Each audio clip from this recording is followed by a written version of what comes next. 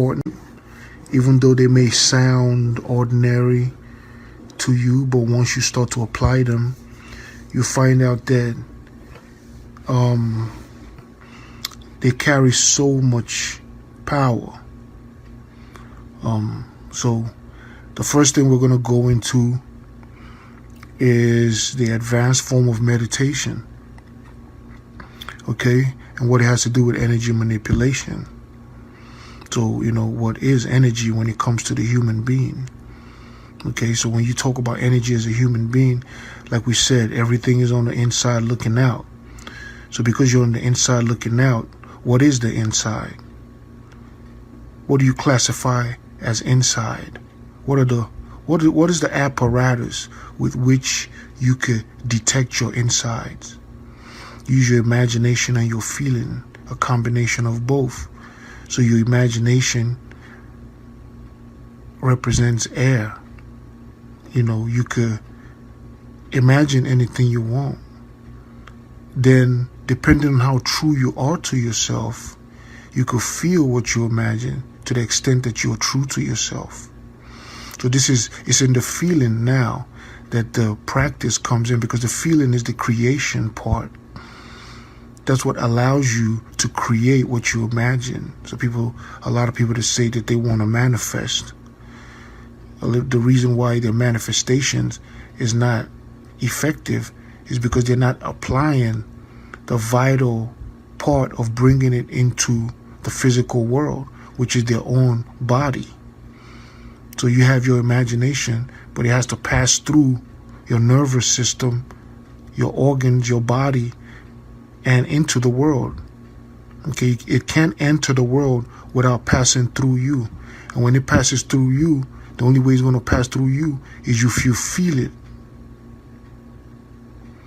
And now we're not talking about, we're talking about an actual physical process of magic, where this is the process, this is the procedure of manifestation, because everybody that's engaged in some type of manifestation, you're also doing magic. Whenever the Christian says he's going to pray to bring about an effect, it's magic. Okay? You're doing something with your body to be able to manipulate matter where it works to your advantage.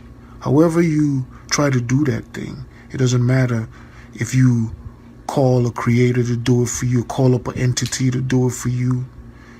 It doesn't matter what you do. The core thing is that to the extent that you believe what you do is to that extent that it will come true for you. All schools of religion and mysticism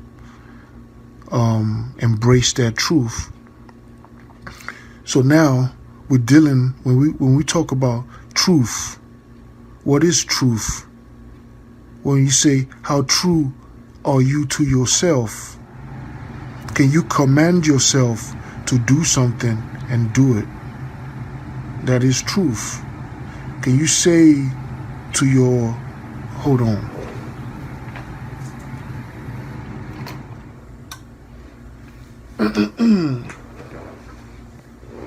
All right, sorry about that. Yeah.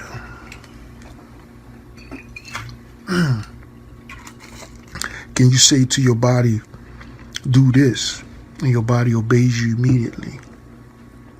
If that were the case, people wouldn't have addictions. People wouldn't have issues within themselves that they're struggling with.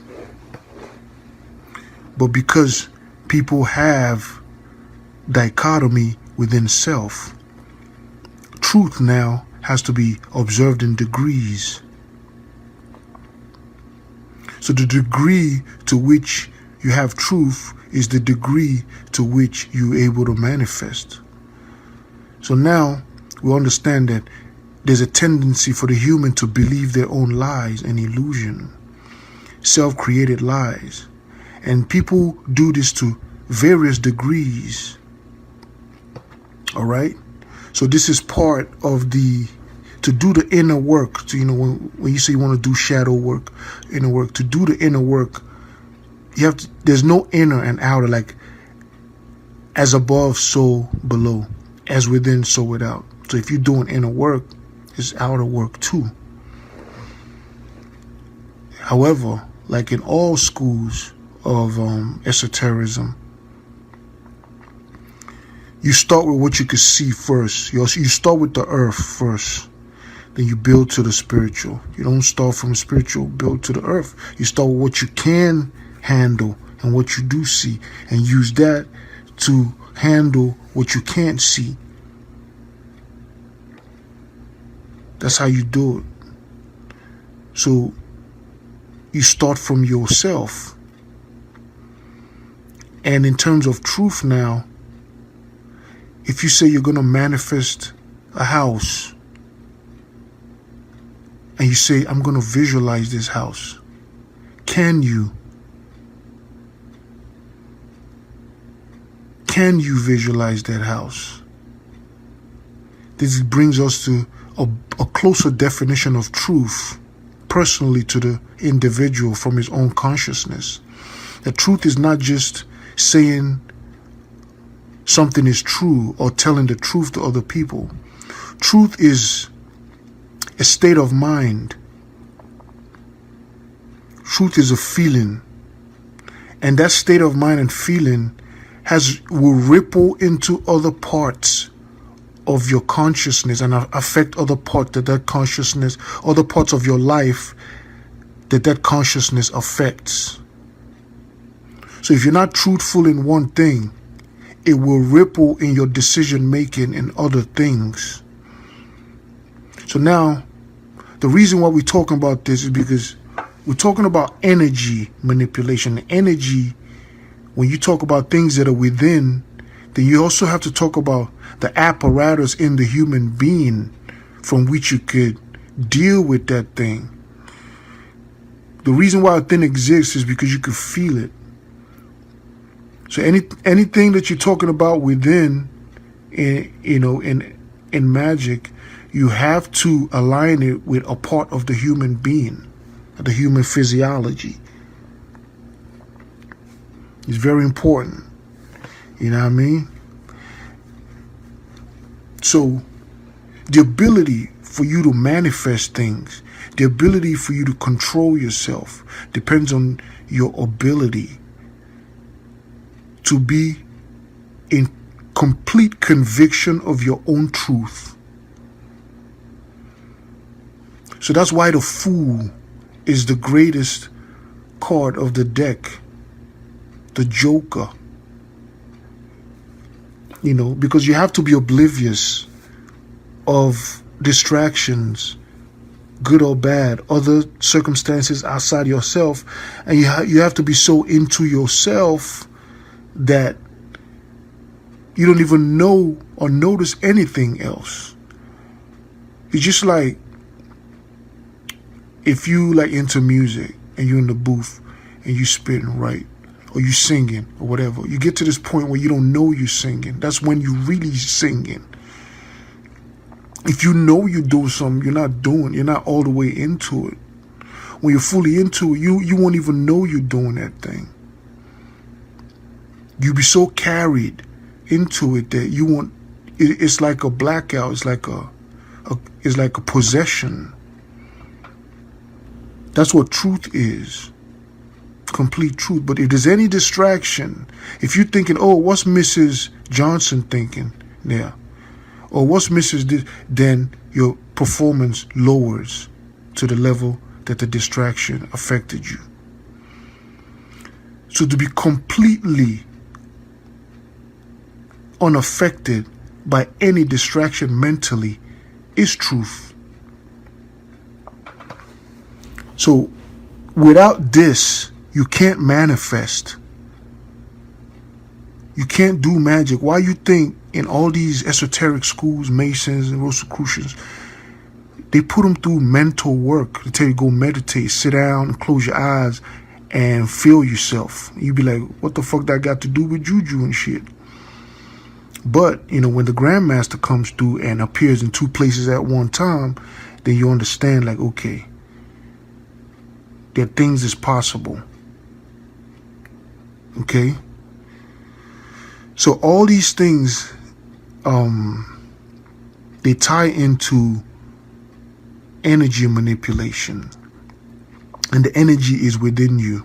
And the first place you could see these energies are your muscles. Okay, that's the first place you could notice that you're even a human being, because you got muscles that could feel. So you start from there. Okay?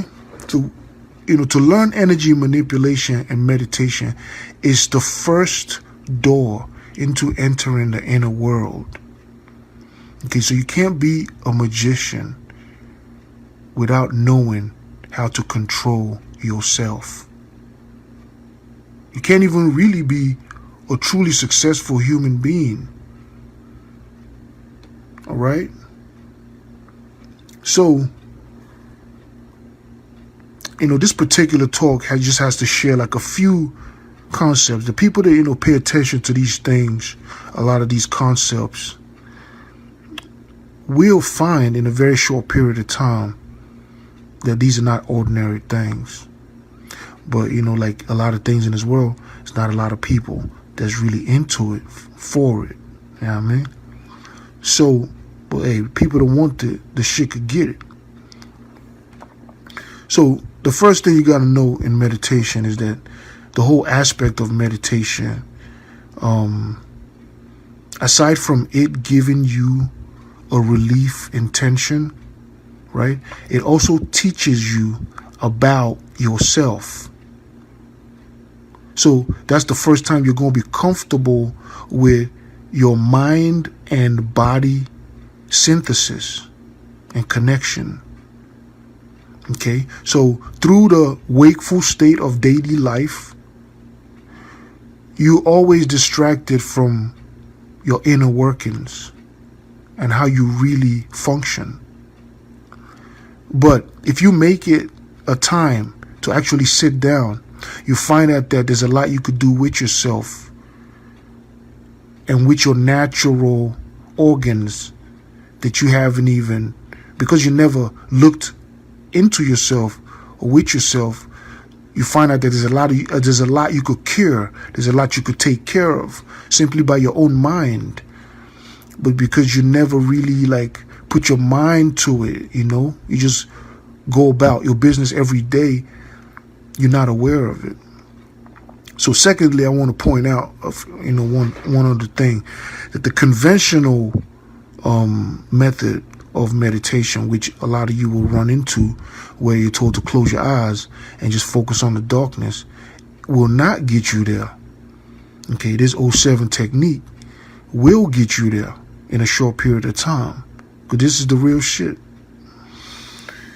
So when you sit down to meditate, all right, sit in the upright position, put your back on something upright. So get you a nice pillow, put it on a nice wall, or maybe a sofa, the edge of, on the floor, sit on the edge of a sofa or whatever, or in the closet, in the wall, whatever, somewhere really quiet and comfortable. I got extra fluffy shit, but under my meditation mat and all that, with the back pillow and all that. So you could do that too for your crib. You sit down, you cross your legs in a comfortable way. You don't have to sit like a yogist, but try to make sure that your knees are bent and your feet are kind of close to you. So just kind of it don't have to be a yoga pose, but sit upright with your legs crossed a little bit. If it gets too uncomfortable during the meditation, stretch them out, but bring them back to that position. You know what I mean? As close as you can to your body. Then, when you sit down and close your eyes, focus on your feeling your body. So the first thing you do, the first technique, is to just feel your entire body at one time and stay with that feeling. Okay, so this will give you the comfort of knowing how your body actually synthesizes with your mind. So in this particular situation, you're being comfortable with having the load. You're finding out that your mind is a load on your body, that your mind has weight, your thoughts have weight. You start to understand why certain thoughts make your heart beat. When you when you become aware of your own inner energy and how you need to control it. So you do this in active meditation. I suggest you take out 20 minutes sometime during the day and 20 minutes sometimes during the night, right? And when you sit in that pose, focus on your inner thigh muscles, basically your pelvis. Okay, your pelvis. Focusing inside of your pelvis. You know, your pelvis is like a pot. It's like a pot. You know, it's like a bucket. Your legs sticking out the sides. But that bone is like a pot. So inside that pelvic bone, you know what I mean? Focus your mind now. Right? And focus on letting it go. Just let it dangle. Lifeless. Just let it fall in the ground. Right? And just let it go. Let the whole leg go like it's not even yours. Just let it go and leave it like that. Stay like that. Right? And what that does is that releases the tension. Is a massive amount of tension that actually reduces your oxygen efficiency. It ripples all over your entire organs and body. And this part of the body is the part where the mind least dwells. But because of the connection point, because of the crux, it's like the crux of your body. You know, it's like where your lower and your upper body connect. Because of that, it carries a great deal of your thoughts, a lot of your fears. A lot of times when you're scared and you jerk, that muscle inside of your thighs stays hard. Sometimes it's not fully released. And there's a degree of hardness that remains because of the trauma. So a lot of your thoughts remain in your muscles.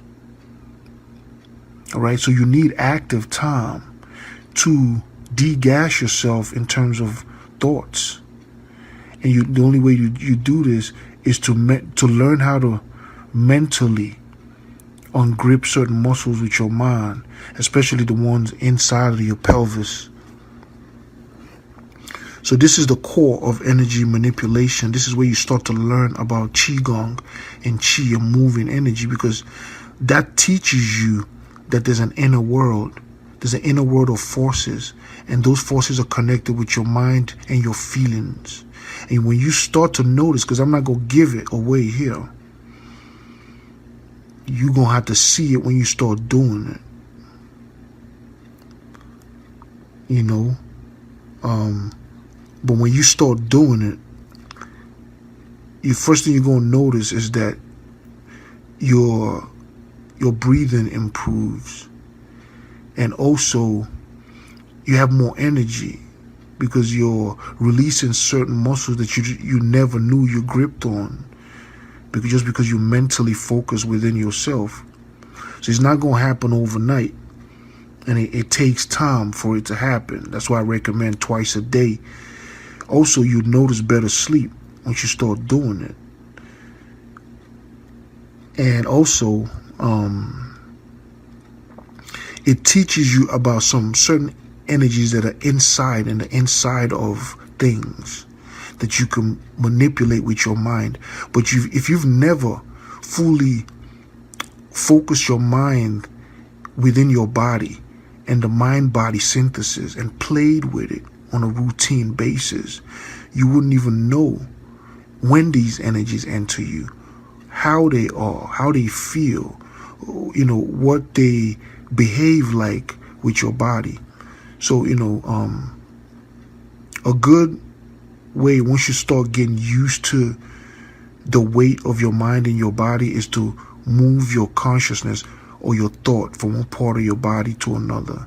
So, I told you earlier on to focus your mind on your inner pelvis, your pelvis. This is also good for women, because a lot of women, the trauma of childbirth, or a lot of women that, went through sexual trauma early, they find out that the inner tendon, which is a tendon that joins your pelvis to your thighs. This is the part that carries you. Okay, your thigh muscles, your femur bones, your pelvis. That's what keeps you up, carries you. All right, that's your core. I mean, So there's certain things that happen there when you think that, they don't teach people. All right. A lot of your thoughts are there buried in tension. Okay. So, there's a lot of symbology that they use in a lot of the esoteric books. Like when you see the cobra, erect cobra, they're not talking about a snake. Okay. This energy that I'm teaching you about, you're not going to discover until you start relaxing these muscles and you start learning about it. That's what's called Kundalini. So when you start mentally relaxing the hold that you have on the deepest part of your tissue and your muscles, and you find out that you can mentally allow your body to dangle while it doesn't look like it's dangling, but your mind could completely be removed from your muscles, where your muscles are completely relaxed. Okay, so when you start getting to different levels of this relaxation, that's what the colors of the chakra means. The colors of the chakra is not just colors. And if you put rocks on your back, it's not going to do it. It's a mental thing, and it has to do with nervous tension and the successive relaxation of the different degrees of nervous tension and the mental effects that has. So this is the true school. This is what, if you start to apply it, then you see immediate results. Okay? It's for people that's interested, because you can't be a magician without having control of your own energies. And if you've never sat down and actually introduce yourself to yourself, mentally close your eyes in a quiet place and start feeling yourself. See what actually happens.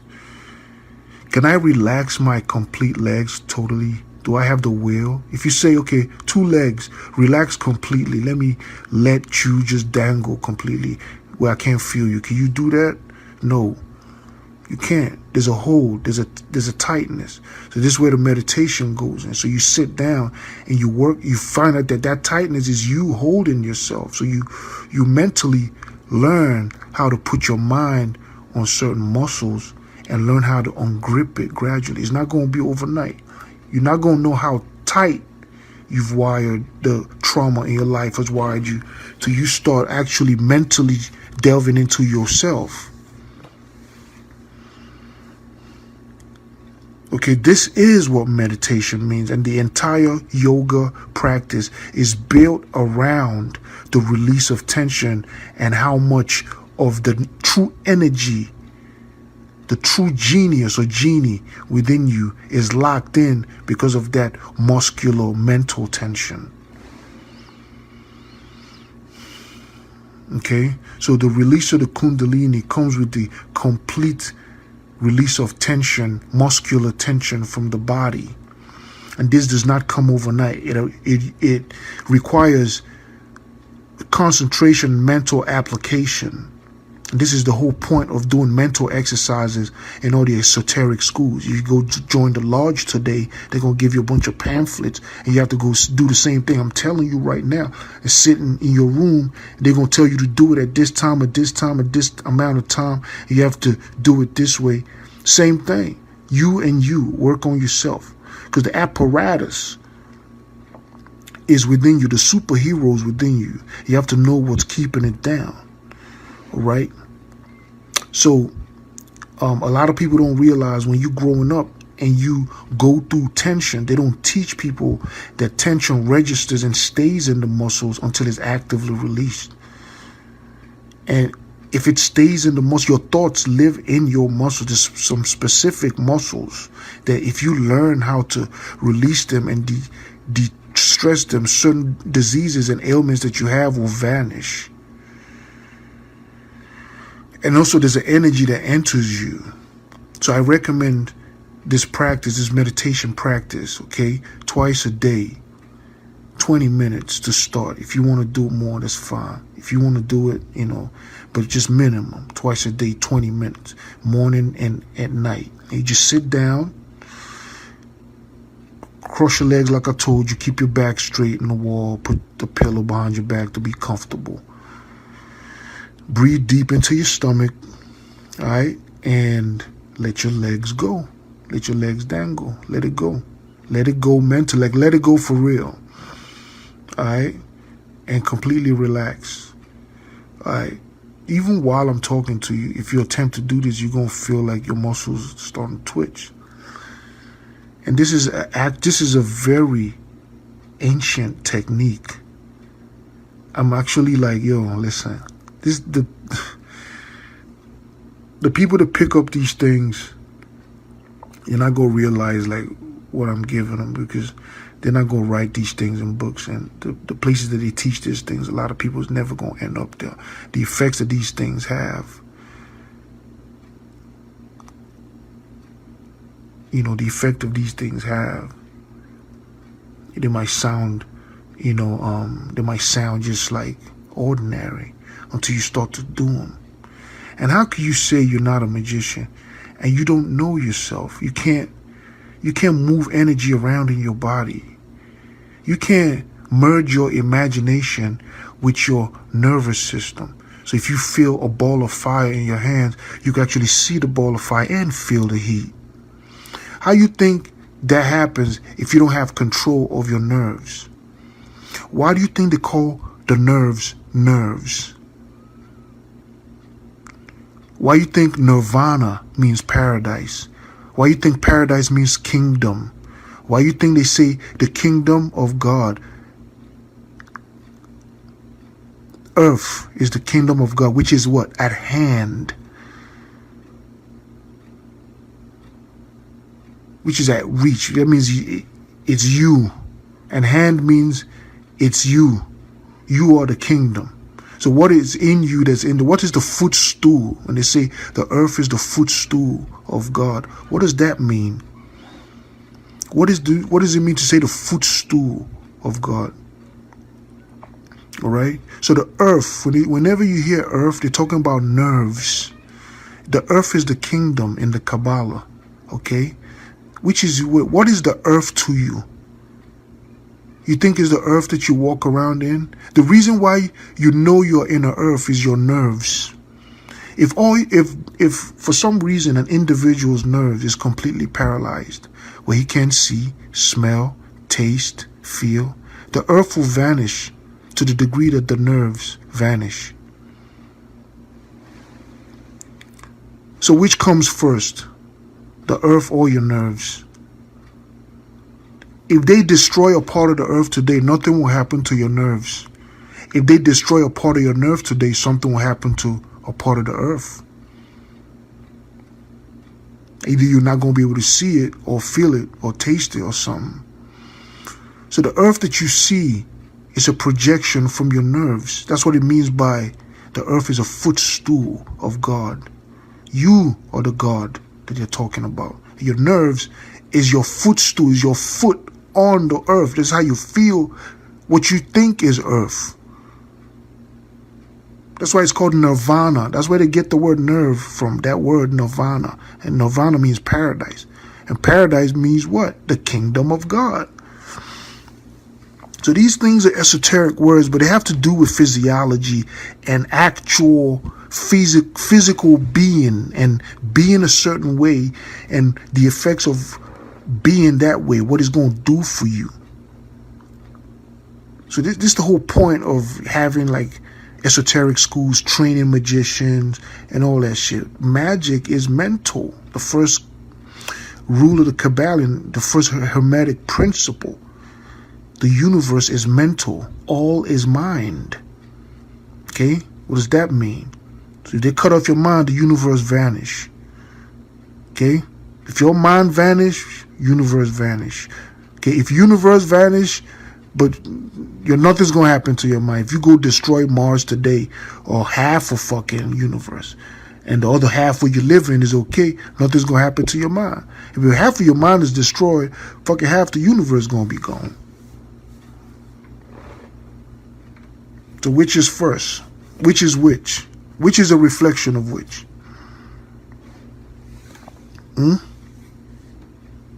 So this is the core of energy manipulation. Once you start this exercise, then you start understanding yourself.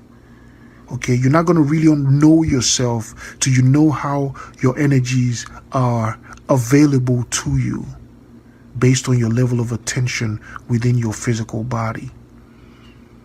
So now, when you get to a certain level, you can move your attention to your pinky finger and put all your attention on your pinky finger so you can make it feel warm. All that shit is feeling.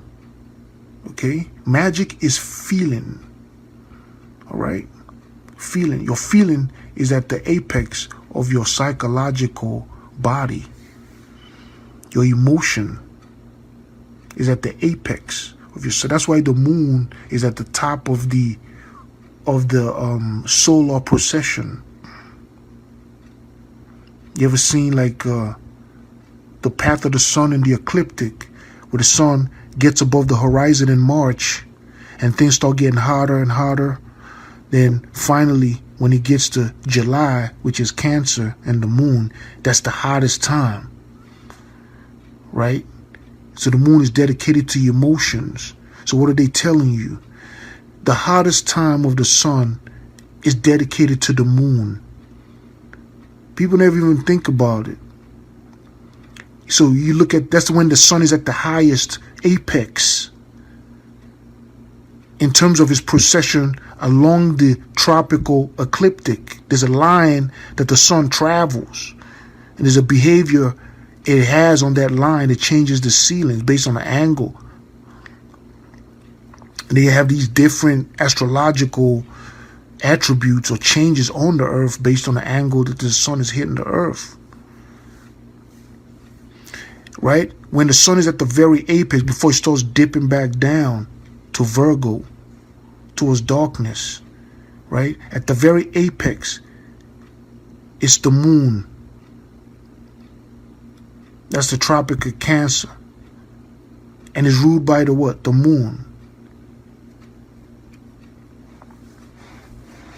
So what does that tell you? That tell you that your emotions, right, is at the highest of the mental attributes that you must control. Your emotions is the key that controls all the other spirits. Your emotions like the archangel. Okay, if you want to be able to move Reiki, move energy from your pelvis to your right hand and put it into another person's body, is your emotions. It's going to help you do it. All right? Your heart.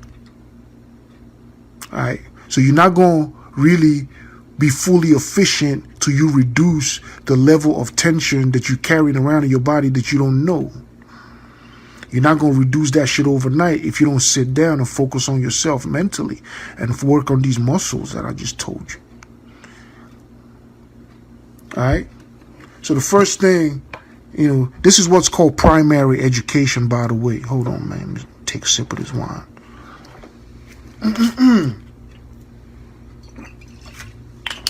Y'all feel free to ask any questions. There's not a lot of people here. Usually when the good shit come through, there's really not a lot of motherfuckers, but they could catch the motherfucker, you know what I mean, later. So, like I was saying, this is what's called, hold on. Shit, light this blunt here. This is what's called primary education.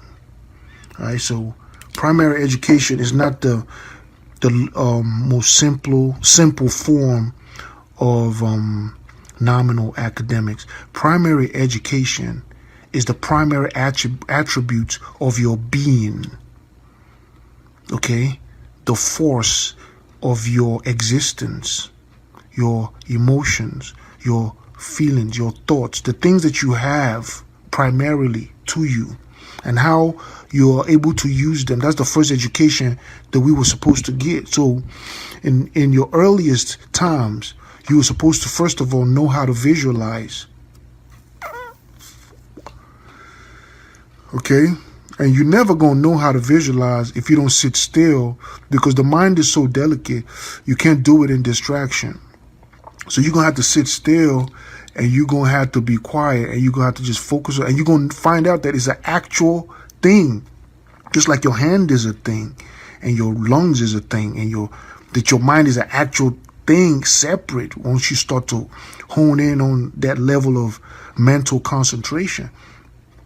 You're going to learn to That's when your clairvoyance, all these like superpowers and shit come. It's from being aware of your own mind and how it works with your body.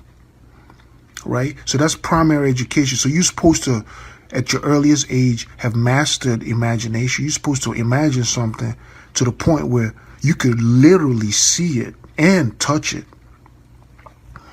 You think that that level is far-fetched is because our organs are atrophied because we haven't used these attributes forever. So, when you go join like an esoteric school or whatever, like a lodge, that's the first thing they put you through is going back and imagining shit you was doing as a child and perfecting that. And so to the degree that you perfect that is to the degree that you graduate and rise. And then that's when you start to understand why they tell you the kingdom of God, you can't go in it if you're not like a child. Because the processes of the mind involve childlike attributes. Okay, so that's what keeps you beautiful and youthful far into your age. It's your child state. Okay? So you see somebody that's like, 45 and the motherfucker look terrible. You see another person and that motherfucker, he look like he's 28. He performed better than the 28-year-olds. So what's the difference? It's not just the food or the diet. There's a mental aspect of human being too. There's placebo.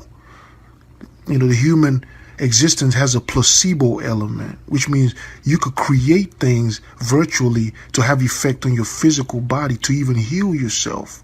They could give you a glass of water and tell you it's the baddest medicine in the world, that it done healed everybody before you, and you drink that glass of water and be healed.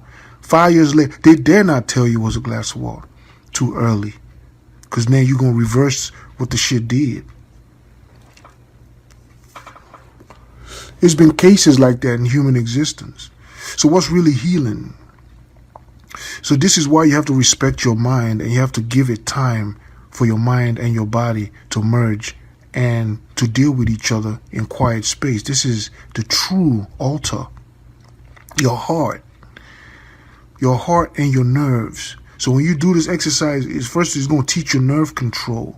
Because if you're not able to relax a certain tense muscle, then that means that you have certain thoughts so deeply embedded that the effects of those thoughts, you have to sit longer to be able to ungrip that depth of your tissue. When you ungrip it, you find out that you could breathe better, smell better, hear better. And this is the meditation. So the first thing, the first thing, the primary education is to be aware of the phenomenon of your mind. So you have a mental adaptation to the nervous environment. Okay? So you mentally feel the sensation in your body. Okay, that's the first thing. So that's the first school. And people think is but you have to actually focus for your mind to be in your body, or else your mind is elsewhere. This way you realize that your mind is a thing that needs your direction and your control. And not only is it a thing, it's a thing hooked to your body that whatever happens to it happens to your body. So it don't just get damaged in isolation. There's a corresponding physical effect of its damage. So you can't afford for the mind to be rampant. That's the first thing go join any organization, esoteric organization. That's the first thing that you're going to do in the neophyte level is fucking sit down and just fucking sit down and feel yourself. That's the first thing they're going to teach you. They probably won't even teach you that deep. They're just going to tell you to meditate. All right? Just giving you the shortcut. So that's the first thing. All right? So second thing, you're going to realize the consequences of thought. Yeah, we're going to get to the question, Yeah, I'm gonna write it down. Write that question down. Kaleni was like, is astral sex real? Yeah, we're gonna get to the tantric aspect of this. All right. But there is a tantric application. So, you know. So that's the first thing. So the second thing is consciousness of thought. Okay, so you have to know that active imagination and feeling, okay, are two different things. So if you're feeling your body and trying to relax your muscles mentally and let go of your body, you can't think at the same time that you're doing that. The moment you start thinking, you're not connected to your body anymore. So this meditation, the 20 minutes you're going to sit down, your job is to keep your mind in your body and loosen them particular muscles that I talk to you about mentally, and keep them loose with your mind and stay in that state as long as you can. And if your mind drifts, bring it back. So make sure your pelvic loose. All right. So to be able to mentally control your mind, you have to be obsessed with your own feelings. You have to be obsessed with your own idea. So you have to be used to feeling yourself, being engaged with your feelings, knowing exactly when your feelings change, even to the slightest bit. This requires you to be in zero state most of the time, if not all the time. So the only time you're going to notice change if you're in zero state. You can't be plus or minus. So zero state is a state of complete lack of nervous tension, complete relaxation, bodily relaxation. Remember I told you, you got to start with the body. If whatever you want to do to your mind, you have to start with your body. That's the shit. All right? So before they put Neo in the Matrix and everything, you know what I mean, they had to train him. So you feel that feeling of yourself, you amplify it. All right? Finally, when you get to the highest degrees, you're going to start noticing that you have knowledge that your thought is a creation. And taking control of it is the first step in magic. And is also your first step of being in the image of God.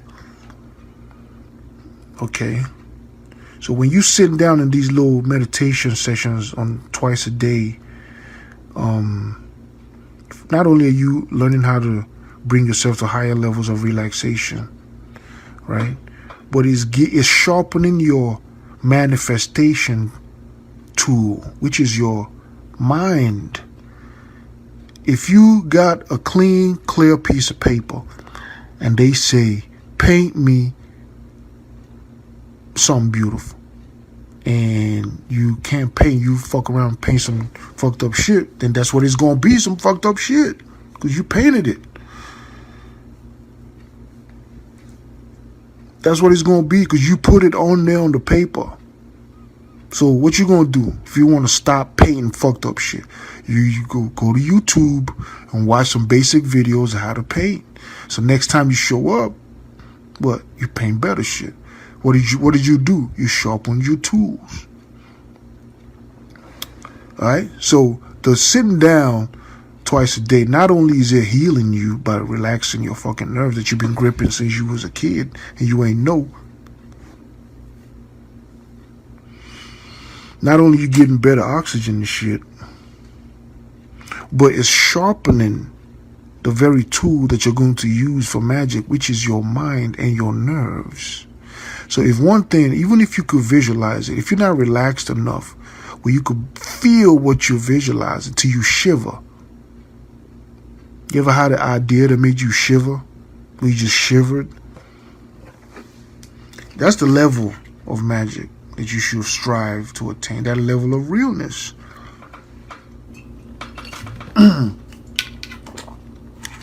Okay, so your ideas should make you shiver. As in, you should feel it in your bones, literally. So the faculty to feel is not something that a lot of people practice. It's something that people actually overlook.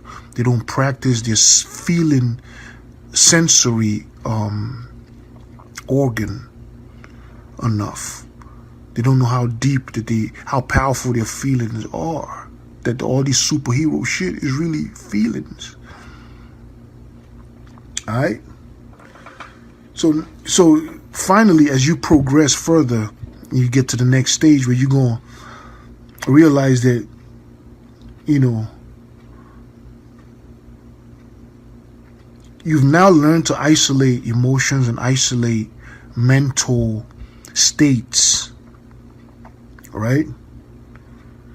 Not only that, now that you learn to isolate things within, you now could accord them shapes, colors, or any kind of identification. So where do we see this? We see this in the computer programming, where you could have a program, but the program has to have a face. So you have what? You have some called a GUI, or graphic user interface, which is a little fucking icon that you click that fucking activates the program. So you got all this fancy programming, but you got to have something to set it off, right? So that's the main thing in Magic 2 is precision. So even when you're writing out your intentions and everything, you have to be precise what you want. A lot of people don't know what they want. Not until you sit down with pen and paper, you figure out you haven't really given it much thought what you want. What kind of house you want? What kind of car you want?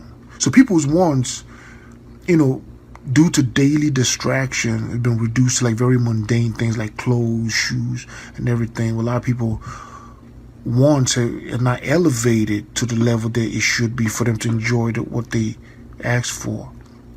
And it's a learning process for everybody. You know, this is why interaction and networking is so good, because, you know, people's energy rub off on you and you get better.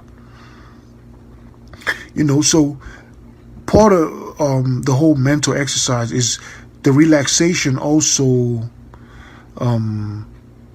helps your people skills. Okay?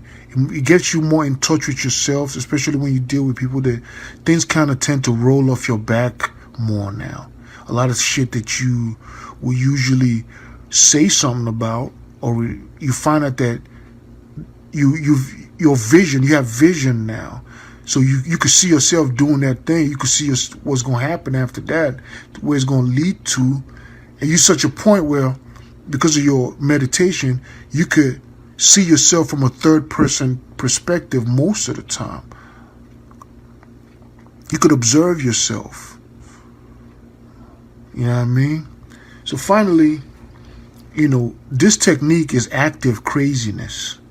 Okay, I would like to call it creative craziness. You know, magic and spirituality is creative craziness. Okay? The further you get, you find out that the universe is a crazy place. All right? And it's craziness because normal to crazy people is crazy.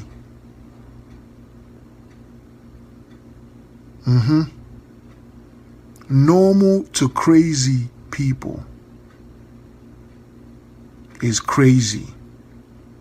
So the reason why the shit is crazy is because what we think is normal is crazy. We've been doing for so long. Now the normal shit is so new that we calling it crazy. So y'all can ask questions. I'm gonna roll, you know, hit this blunt about this here technique, this energy manipulation technique.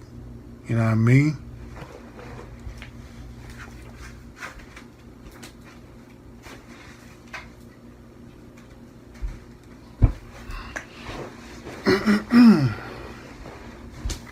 And Because it's grown folks and it's late night hour, I would like to add that, sex is very important to this whole energy. Actually, as a matter of fact, that's why I put in sex magic in there. It's in sex that the true condition of your nerves can truly be seen. If you're a man, the true condition, the control that you have over your own nerves, your own self, will be seen in the sex act more than anything else. Also, if you're a woman, okay? So, the first thing that you have to know, the things that subtly affect your immune system. It's not only poisons that can go in your mouth. There's emotional poisons. Okay? There's spiritual poison. There's poison by interaction. That's why we recommend the LBRP to be able to neutralize a lot of these astral or non-physical contaminations, which you ever dealt with somebody and you after you dealt with that person, it's like fuck, I'll get back to how I was. You know what I mean? Because the person already put you a certain way. Well, what you're not realizing is that that's a spirit transfer. If you was one way, then you met somebody and you was another way. There's a transfer that just happened. Something that wasn't there is there now. So where did it come from? It came from this place. So something went from this place into you. If you're a spiritualist and you visualize it, you can actually see the shit jump from the one person to the other. You start working on your nervous system shit, you can start seeing shit like that. Shit jumping into people and shit. You can tell when people's going. You could haul ass days or hours before shit go down, because your shit's so wide open. You know what I mean? You remember when the tsunami happened in Asia? The natives and the animals, there wasn't no fish to wash up. That's the first thing. You know what I mean? Should have been big whales and shit and everything. They ain't see no fish in that motherfucker. But more remarkable thing is that the locals and the animals hauled ass days before. I guess the animals, usually the way the shit start, usually the birds move a certain way, then maybe the monkeys see it, and they follow suit. And next thing you know, the locals wake up, they don't hear no animal sounds. They're like, what the fuck? So they know, okay, they haul ass. But the foreigners, the people that have no awareness of their nervous system, they don't have any awareness of when things change slightly, right? They got fucked up when that shit came. It was too late. All right? So, the whole superpower thing and everything, it ain't nothing but your nerves. And the reason your attention is not within yourself all the time is because from when you was a child, all the institutions that you ever attended pulled your attention away from within yourself. Your church did, told you all the good shit's outside of you. Your school did, told you all the shit that was worth knowing was outside of you. So everything is outside of you. Love God, he's outside of you.